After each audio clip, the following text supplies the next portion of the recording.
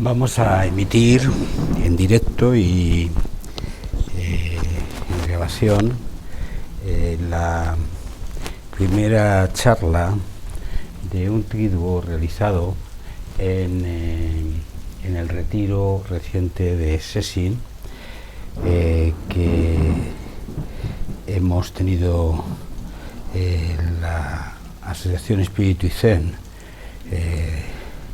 dentro de la línea de Nube Vacía en el Escorial. Esta charla, que desafortunadamente no fue bien grabada, ha de ser considerada pues una repetición de lo que allí hicimos. Está dentro del ciclo de El Divino Despojado, que se realiza a lo largo de este año y que lo que plantea es la esencia del camino del Zen. Recientemente hemos tenido unas conferencias en Las Palmas, en donde el maestro Alexander estuvo haciendo unos comentarios sobre el Sutra del Corazón. Y quisiera empezar con algo que él citó allí y que me impresionó y entronca claramente con el contenido de la charla, que irá dirigido a este comentario y también a comentar el koan, el primer koan del Heiji Kanroku, colección de koans que recoge en este caso una anécdota, una supuesta anécdota del Bodhidharma. En el comienzo del Sutra del Corazón hay una admonición al Bodhisattva Avalokitesvara, y yo no me había fijado demasiado en ello, centrándome habitualmente en mis comentarios sobre el Sutra del Corazón en la parte central del Sutra, que es forma no es sino vacío, vacío no es sino forma. Pero es de gran importancia porque establece una de las claves principales de la aportación del Buda al Dharma. Avalokitesvara, que también se conoce como el Bodhisattva de la compasión, en sentido estricto significa el que mira hacia abajo. Y empieza el sutra diciendo: mirando hacia abajo al hombre, solo ve los 5 skandhas que en sí mismo están vacíos. Skandhas, como los que siguen en el canal de YouTube y en la página web de Espíritu y Zen, conocen o conocéis, se refiere a lo que ha sido traducido por agregados.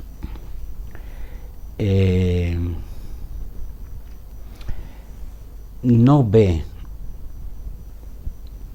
algo compacto, no ve una vida compacta que pueda identificarse, sino ve agregados, manifestaciones de la vida que se entrecruzan entre sí y, clave, que en sí mismo están vacíos. Decía Alexander que la gran revolución del planteamiento del Buda es que el término vacío, sunyata, lo expresa en adjetivo, no en nombre.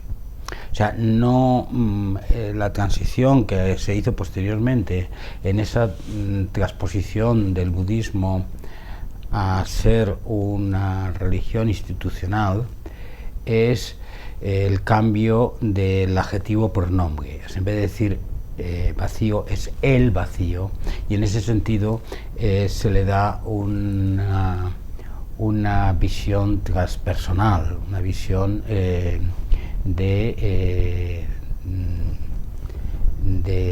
identidad propia. Sin embargo, lo que el Buda se refería es a que todo lo que existe es vacío, pero ¿vacío de qué? Vacío de identidad propia, vacío de existencia propia. Y no se refiere solamente a los seres animados o inanimados, sino se refiere al hombre en particular, en este caso. O sea, tú, yo, tú y tú, no sois más que un conjunto de agregados manifestándose, y que al que le habéis dado compacidad, por lo tanto, le habéis puesto nombre, le habéis dado identidad y le habéis dado historia. Claro, porque si nos fijamos, cada uno de nosotros, hay algo que en nuestro fuero interno, por mucho que vengan teorías o no al respecto, nos cuesta mucho romper, que es que somos alguien, que tenemos un nombre, que tenemos una historia, que desarrollamos un proceso, tenemos valores, cualidades, formas de ser, roles sociales, profesión, familia, grupo al que pertenecemos, identidad. Entonces, cuando yo me defino a mí mismo, me defino por esas identidades, por esos personajes. Soy padre de mis hijos, soy abuelo de mis nietos, soy patriota de mi patria, soy médico, soy hombre, soy persona que es de personaje. Bien, pues si vamos eliminando todo eso, o al menos diciendo que esos personajes que son reales son transitorios, no existen de por sí, no son esencia, ¿qué es lo que queda? Y precisamente este núcleo de charlas, el que ahora entramos, es una interpelación que busca poner en duda la existencia de una identidad compacta y propia. Es la famosa expresión del anatta, que significa no yo. Bien, pues habría que decir que la clave de nuestra práctica, lo que identifica o lo que genera el centro de la práctica del Zen, es el proceso de desidentificación. Y en ese sentido nos alejamos de otras prácticas. Es cierto que en nuestra práctica meditativa se comienza por sati, se comienza por la atención plena, y de igual manera pues podría decirse que es la práctica del mindfulness, que en sí mismo significa lo mismo, atención plena. Pero la clave diferenciadora en este caso es que en el Zen inmediatamente se pone en tela de juicio que tu existencia, que mi existencia tenga compacidad, tenga estructura propia. Y esto he dicho que es el ir bien contracorriente, como citaría el Buda, porque todo lo que es nuestra estructura social, nuestra dinámica de vida, nuestra evolución de la conciencia, es todo un proceso continuo de venir a ser alguien. Está en nuestro ADN, en lo más profundo, que el proceso de tránsito para la supervivencia en el homínido partió desde un determinado momento en que se generó una narrativa sobre qué soy y sobre quién soy.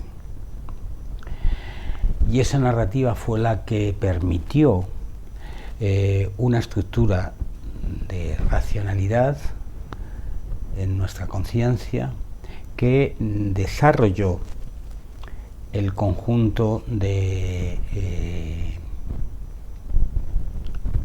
identificación individual que compone la estructura básica de nuestra forma de vivir social.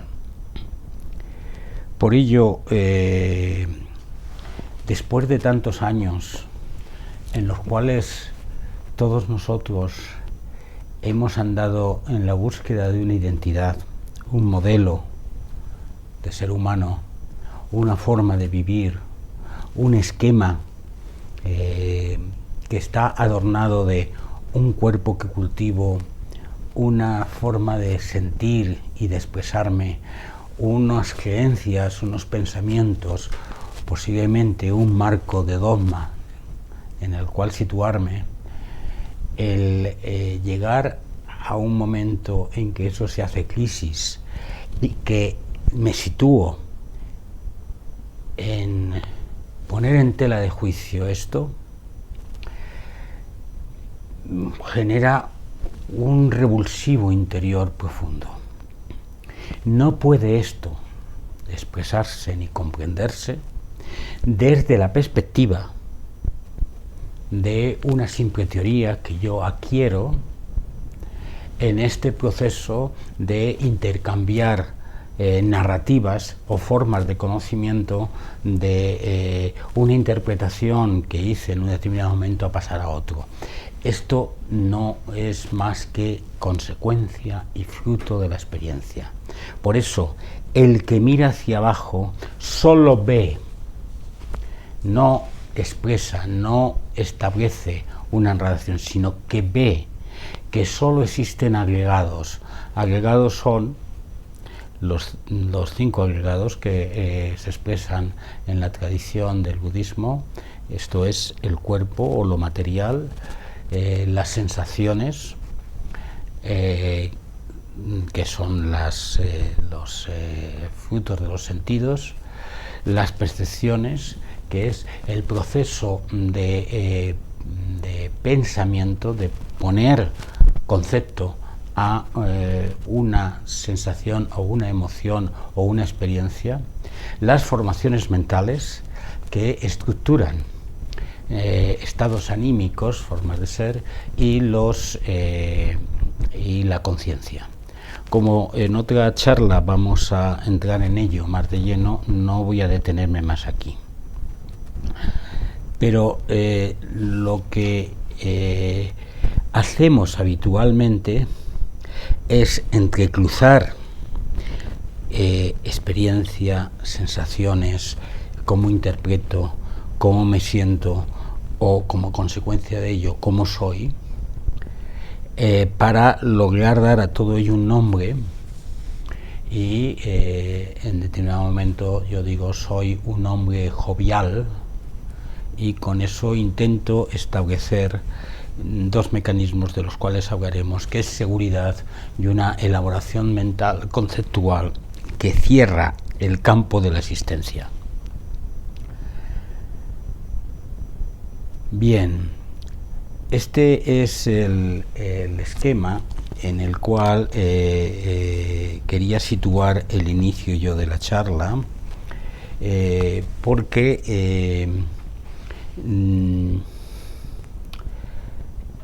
el desmontaje de esta presunción, diríamos falacia, del ego, como lo último existente, lo esencial que ha de mantenerse y que da seguridad a nuestra existencia, da interpretación y desde la cual vivimos y experimentamos el mundo, el poner en tela de juicio esto es el punto de partida del Gran Sutra del Corazón, que ha de ser considerado uno de los elementos centrales de la expresión inicial del Dharma.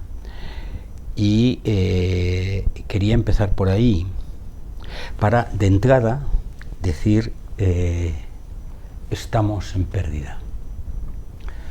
Estamos en un momento en el cual hemos de interrogarnos interiormente sobre esto que dice el Buda. Y lo quiero concatenar con la famosa historia que aparece en el Koan número 1 del Heiji Kanroku, en el que el Bodhidharma, habiendo llegado a China, se encuentra con el emperador Wu, que le hace varias preguntas en relación con su práctica.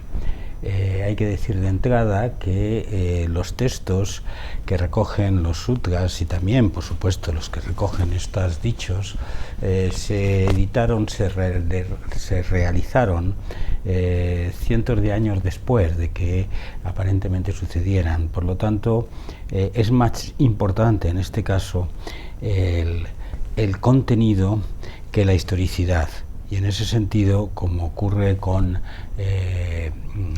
los planteamientos evangélicos en relación con Jesús de Nazaret, los dichos del Buda y los dichos del Bodhidharma pueden estar también dentro de leyenda, aunque lo importante es el mensaje que se transmite a través de ellos. Bien, este koan número 1 dice: cuando el Bodhidharma se encontró por primera vez con el emperador Wu, el emperador le preguntó: he construido templos y ordenado a monjes, ¿qué mérito hay en todo ello? Al parecer, cuando llegó el Bodhidharma a China, ya existía el budismo por cerca de 1000 años.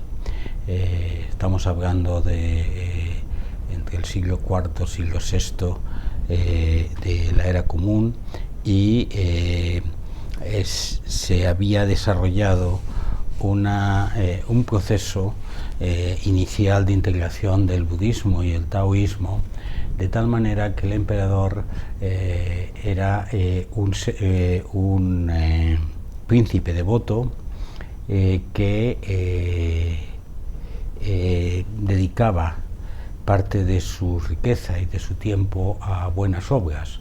Y como todos nosotros en algún momento, entra de entrada en un proceso de negociación, atribuyéndole al Bodhidharma la capacidad de juzgar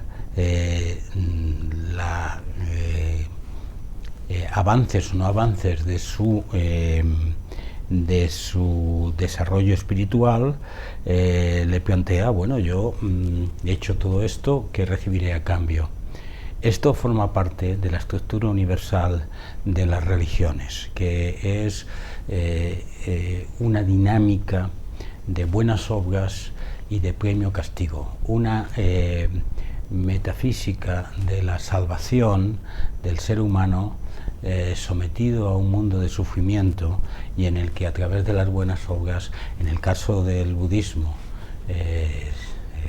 que asimila la metafísica Vedanta, llegar a la tierra pura desde la cual romper el ciclo de vidas de sufrimiento. En el caso de las religiones patrísticas, religiones, el judaísmo, el cristianismo, el islam, es a través de las buenas obras hacer un itinerario espiritual que nos lleve al paraíso. Este salto de negociación ha influido terriblemente en nuestra cultura, y prácticamente todo lo que hacemos, los amores que producimos, los proyectos que realizamos, los esquemas de tránsito vital son itinerarios que nos llevan a metas, que nos permiten premios, o que si no es correcto nos tememos castigos. Entonces, en este itinerario hay una ruptura principal del Bodhidharma, y dice: ningún mérito en absoluto. que imaginarse al emperador con toda su corte haciendo una pregunta esencial de este tipo y recibir de aquel hombrecillo vestido como monje, trashumante, una respuesta radical en ese aspecto, y esta respuesta de ser un símbolo completo de una expresión hacia nosotros. Sabéis bien que en nuestra práctica repetimos continuamente: hay que vivir y practicar sin metas, sin objetivos. Y esto de nuevo rompe totalmente el esquema de nuestra forma de vivir, un esquema donde desde una identidad avanzamos en un proyecto hacia la consecución de una meta tras la cual existe un premio. Bueno, pues la ruptura del Bodhidharma inicialmente es no mérito en absoluto. Sigue el Bodhidharma. El emperador Wu cambia el tono del tema, intentando entrar en un debate filosófico religioso con el Bodhidharma para manifestar de alguna manera que sí, que él tiene un nivel determinado del tema, y dice: le pregunta, ¿cuál es el significado más alto de las nobles verdades, de las verdades sagradas? Y ahí el Bodhidharma responde inmediatamente: vacío, nada sagrado. No vacío en el sentido de el vacío. Hay que entender que en la tradición del budismo después del segundo concilio, se transforma eso en el vacío, y el vacío es la asimilación del concepto deístico, del concepto de Dios en la tradición budista, pero sin embargo en este caso originalmente, como he dicho antes, estamos hablando de ¿cuál es el significado último? El significado último es vacío, o está vacío. ¿Está vacío de qué? Está vacío de significado inherente, está vacío de expresión esencial, expresión absoluta de realidad. Nada sagrado. Porque el concepto sagrado está expresando un concepto de sagrado como alternativa a lo ordinario. Y es como decir: no hay nada fuera del ordinario. Y esto de nuevo nos interpela, porque en nuestra estructura dualista establecemos una realidad superior, fuera del ordinario, que llamamos extraordinaria, pero que llamamos sagrada, que es puntos de referencia, y luego la estructura del samsara, de lo ordinario, del mundo de la insuficiencia, que ha de llegar a acercarse a lo sagrado. Pues el Bodhidharma rompe aquí, de nuevo, con el esquema de separación dualista de la realidad, y habla de que no hay nada separado, nada de realidad perfecta fuera de la realidad que percibimos y que pueda ser llamada punto de referencia absoluto. Y esto rompe con siglos y siglos de tradición dogmático-religiosa. Y no se puede de nuevo, por esto se nombra como koan, entender esto simplemente con esta discusión que os estoy haciendo. Nada sagrado, vacío, ha de ser masticado en la experiencia. Hablar de llegar, practicante de Zen, al momento en el cual esta expresión haga carne en ti y genere un estado vital, una forma de vivir.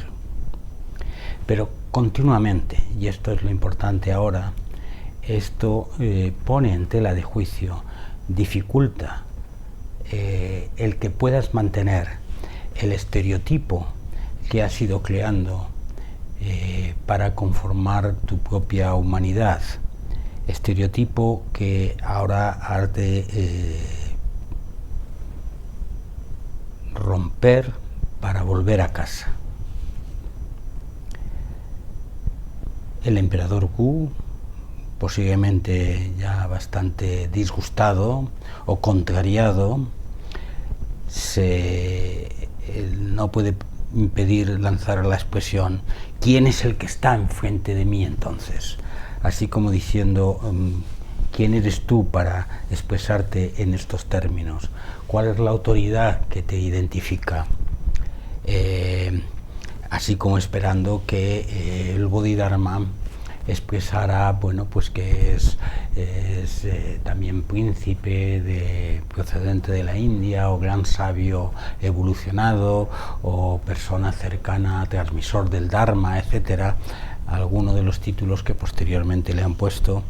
Pero no, la respuesta del Bodhidharma es: no lo sé.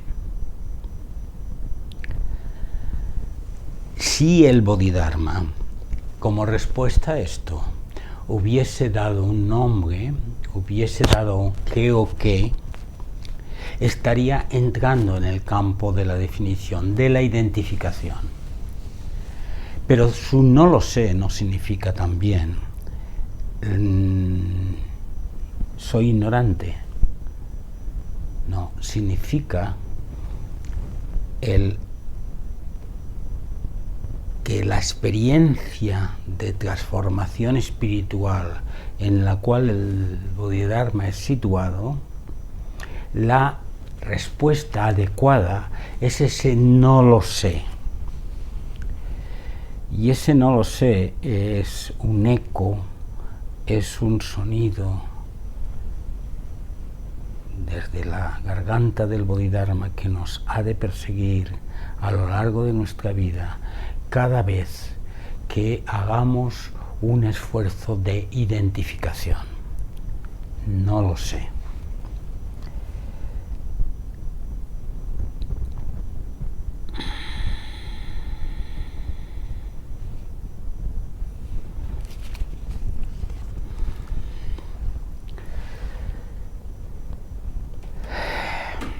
Frente a esto, tenemos dos alternativas. Resistirnos, porque nuestra vida, nuestra historia, nuestra familia, nuestra identidad, nuestros actos, nuestros proyectos nos lo dicen. Y buscar, intentar compaginar una identidad tolerante,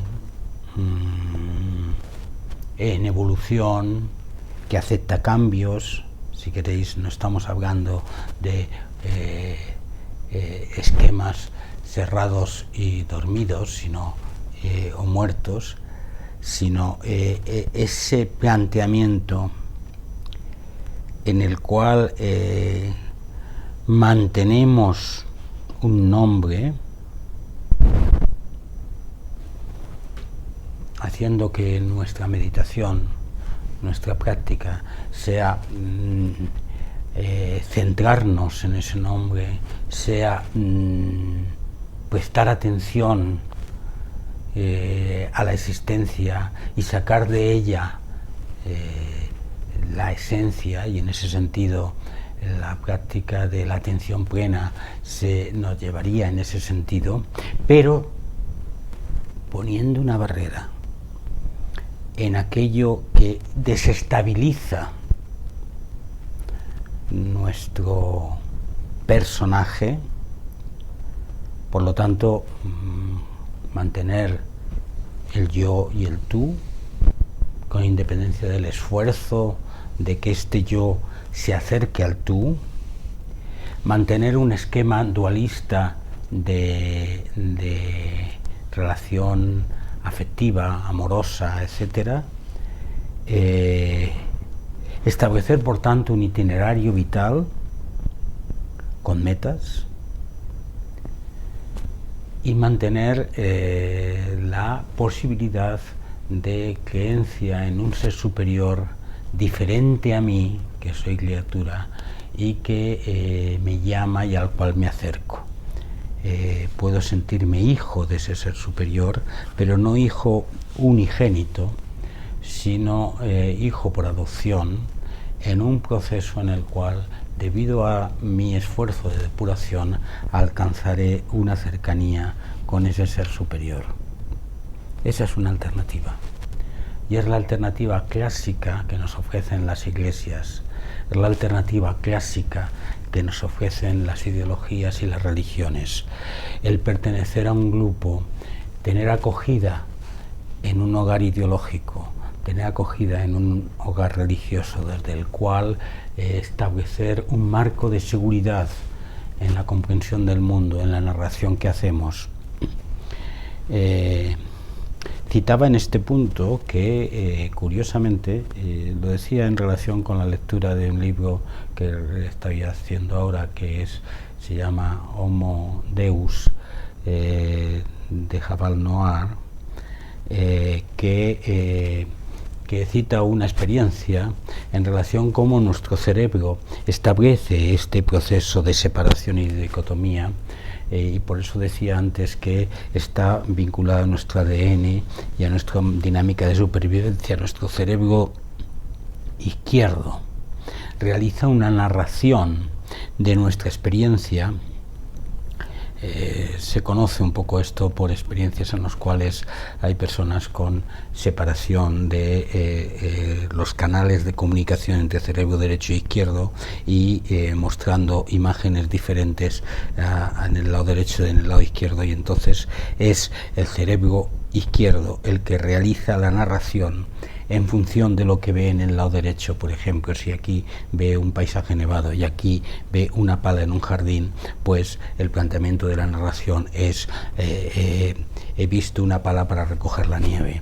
O sea, que no quiero detenerme en ello, pero este tipo de esquema lo que muestra es que desde la propia estructura material de nuestra conciencia, este proceso de narración, de identificación, de expresión interpretativa, forma parte de los elementos básicos de nuestro crecimiento, y previsiblemente este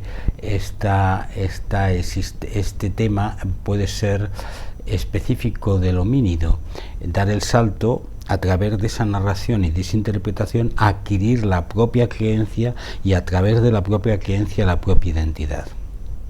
Bueno, pues esta es una de las alternativas. ¿Cuál es la otra alternativa? La otra alternativa es aceptar el principio del Sutra del Corazón y decir que toda experiencia está vacía. Todo componente de la realidad está vacío. ¿De qué? De identidad separada, de identificación propia. Y por lo tanto, aceptar, y esto es como aprender a leer, aprender a caminar, aceptar ser parte de un gran entramado de experiencia, de un flujo que continuamente cambia, que continuamente se manifiesta y se expresa, que continuamente nace y muere. Y en ese sentido, vacío, nada sagrado. Y en ese sentido, ¿quién eres? Caminante. ¿Quién eres? Practicante de la práctica del Zen. No lo sé. ¿Quién soy yo? Es la misma pregunta que ¿qué soy yo? Y la misma pregunta que ¿qué es esto? Y frente a esta pregunta, y frente a mi ansia de poner nombre y de cerrar en un esquema de seguridad la realidad, respondo continuamente con el no lo sé, convirtiéndose el no lo sé no en un mantra de mi existencia, sino en el koan que me interpela continuamente. Esto me llevará a un proceso donde entraré en un vaciamiento. Mi práctica será un vaciamiento, un despojamiento de mi nombre, un despojamiento de mi historia, un despojamiento de la justificación de mi existencia, de mi origen, un despojamiento de Dios, un despojamiento para aceptar ser un entramado, para aceptar ser solo manifestación que nace y muere. Este proceso, te pido, no intentes desarrollarlo desde la plastificación de una teoría novedosa, revolucionaria, que transforma, sino desde masticar en tu propia experiencia, en tus continuos actos, en tus continuos devenir desde cada día, este no lo sé, que te interpela y que te hace poner en tela de juicio que aquello que tú respondes saber está con un interrogante. Bien, pues dejamos esta charla hasta aquí y desarrollamos a partir de aquí el proceso de despojamiento del divino que somos y que siempre seremos.